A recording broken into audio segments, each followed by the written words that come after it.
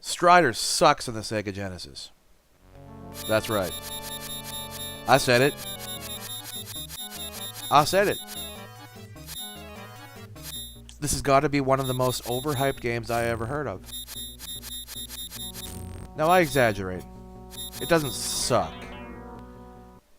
But it deserves nowhere near the praise and recognition that it gets. Let's just go over a couple of things about it that pissed me off. That disappointed me. After having read all those 5 out of 5 and 10 out of 10 reviews in the magazines back then.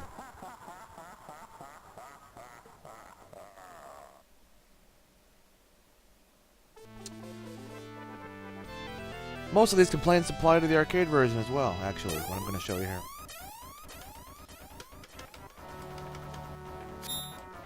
Now, one thing is the saber sound. Sounds okay, but listen when you hit a guy with the saber. The sound of the guy getting hit. See that? How about the sound of the guy not getting hit?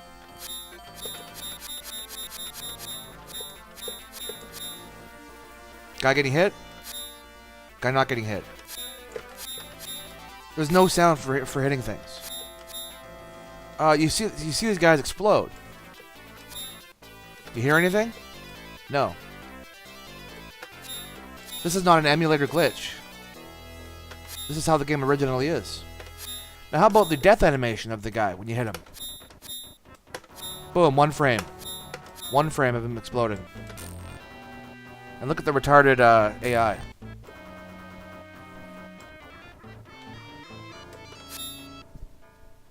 Okay, next. My next complaint is the animation of the saber. What is that, 1 frame? Cheap.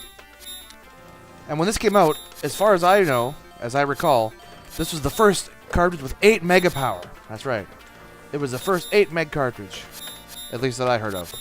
If I'm wrong on that, don't bitch at me. And what do they do with it?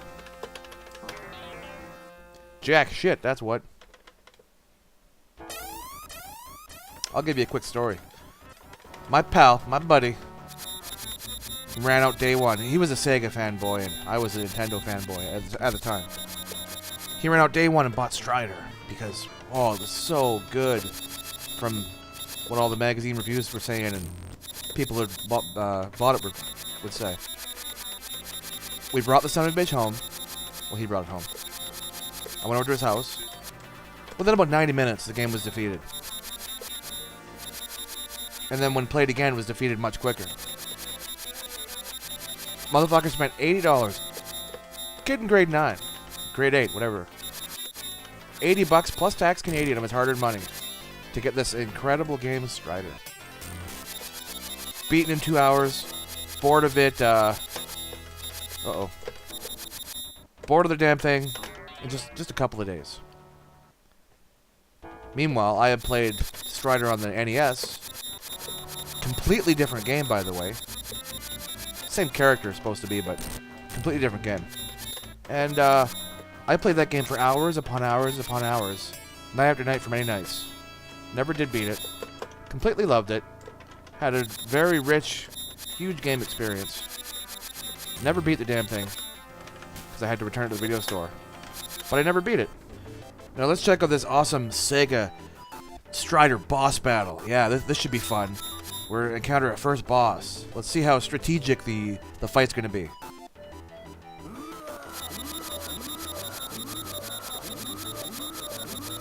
Wow, that's some boss battle. I felt like I really used my skill and awesome knowledge of gaming to defeat that difficult boss. Wow, what awesome bosses. One of the great things they said about this game in the magazine. Such cool enemies and bosses. You have so much fun. Yeah. You get these cool robotic minions that fly around or run around and damage shit for you. They're okay. They're kind of cool. I'll give them that. But again, absolutely zero sound effects for them. I mean, what the hell? No sound effects for down, almost damn near anything in this stupid game. Look at the crap animations of that guy there. The crap animation of everything.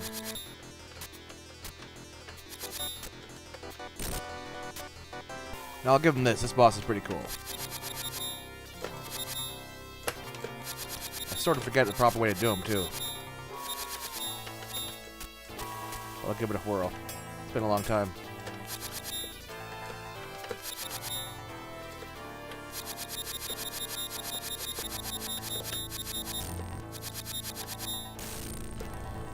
Again, crap sound effects when you hit him, but that's a pretty neat boss. I'll give him that. Oh, here we go. Is another awesome boss coming up. I remember seeing this in the magazine. Gigantic, beautiful bosses. Let's have a look. Here it is. Ooh, look at the strategy. I better plan out my boss attack strategy. Ooh, I can't believe I beat him. That was such a creative and innovative boss. Good job, Sega. This part's pretty neat. It's kind of choppy and jerky, though, not really smooth. Where's that blast processing, hey?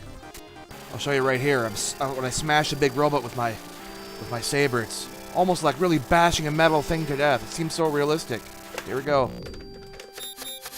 Ooh, just like hitting metal. Wham, smash it. Oh, wait a minute. No sound. My bad. Here's another real innovative and challenging boss battle. Ooh. Like 2 frames of animation for each chick there.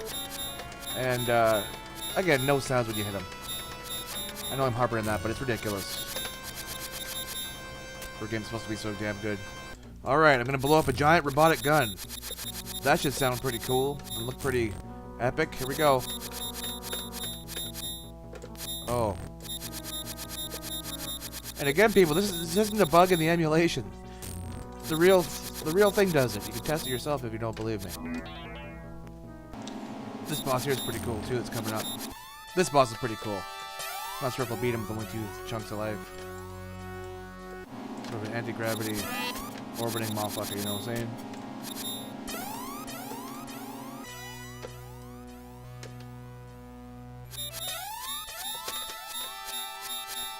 It's impossible to kill him without getting hurt, though. It'll eventually throw you to the ground and kill you.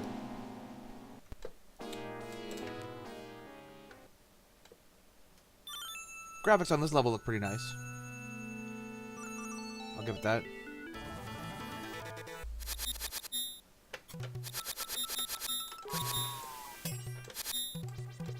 Kind of a cool music.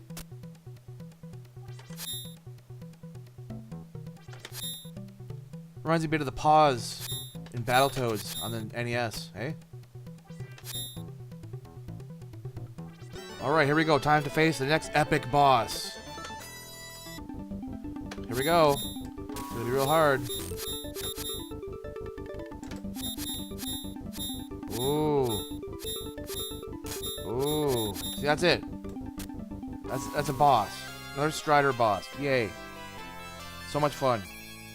I'd rather watch fucking paint dry. So my final verdict is Strider is average at best. It has nice looking large sprites that are pretty colorful for considering the limitations of the Genesis. But it's got absolutely horrible sound effects and terrible animation. It's got lousy boss battles that are too short and easy. It has very short levels. It's a very quick game to beat. If you're looking for a quick playthrough type of game, that's not necessarily a negative for you. But it certainly was when this game was released, and Homeboy had to put out $90 after tax to get it. And I was sitting at home with my Nintendo playing Dragon Quest IV for dozens upon dozens of hours, getting all kinds of value for my money. I would laugh at him and say, Sega boy, what the hell? You're not getting anything for your money. So I'd say at best this is a 6 out of 10. A 3 out of 5, I would say. I would call it slightly above average.